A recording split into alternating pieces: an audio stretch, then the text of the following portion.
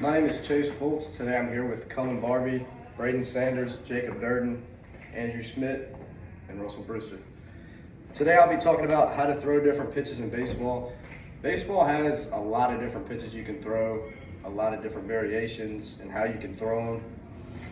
We'll just jump into it. The first pitch you can throw would just be a four-seam fastball right across both seams, ripping straight down. Some guys supinate, pronate. What that means, if you're a supinator, your ball will probably cut a little bit. If you're a righty, if you're a pronator, it'll run away a little bit.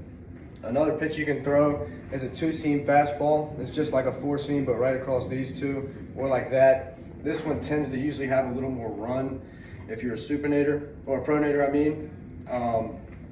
Another pitch you can throw is a changeup. There's a lot of different ways you can grip your changeup. Mine is just right across the two seams right here, and just thinking right off the middle finger, just rip down through. A changeup tends to be slower than a fastball, so you can throw it at different counts. A changeup usually is one of the harder pitches to master and get down, but it's a great pitch to have. It's a very hard pitch to hit as a hitter.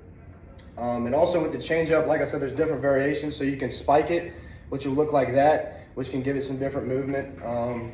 Certain guys can throw it, certain guys can't. Another pitch is just a curveball. Same with the curveball, there's many different ways you can grip it, but I personally grip it like this and just think to throw it as hard as I can straight down.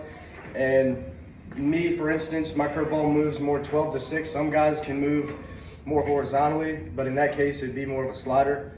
Curveballs tend to have, really good ones might have 20 inches of drop on them. Really bad ones may not, but it just kind of all depends on the person and how you're throwing it. Another one would be a slider. Instead of just coming over top, you'd come more around with it. So kind of just finish out the hand, pulling down and come around. And that'll give you more of a side-to-side movement than a straight 12-6 movement. There's a lot of different variations to the slider too. It's almost about how when you throw it, you release it, like what you do with your wrist more than the grip almost. Another few pitches you can throw would be a sinker. A sinker, just grip the one seam and just rip it. And a sinker, it has less run, but more kind of drop to it. So it's a little quicker. It's almost like a faster changeup sometimes. Another pitch that's very hard to throw, but some guys do, would be a forkball. A forkball does all types of things. A forkball can duck, dive, ride, knuckle. It just kind of depends how you release it and how you're feeling about it.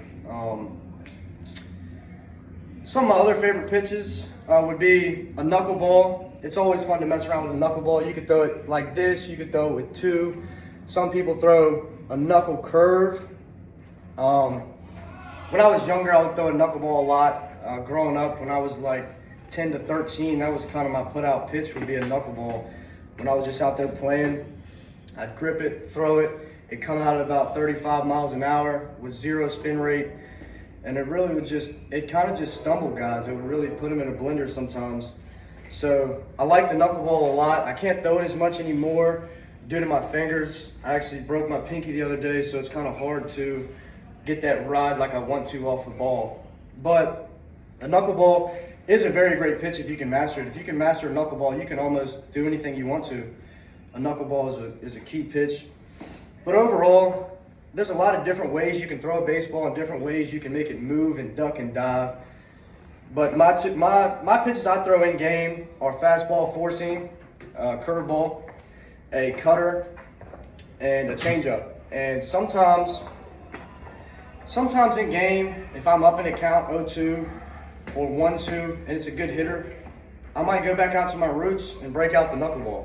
Because when I go to that knuckleball and I get it to really knuckle like it should, there's not much you can do. There's really not much you can do. But yeah, in conclusion, there's a lot of ways you can throw a baseball, a lot of different ways you can move your hand and wrist to get it to do what you want to do, and just work around batters and get it out. And thank you for listening to my speech.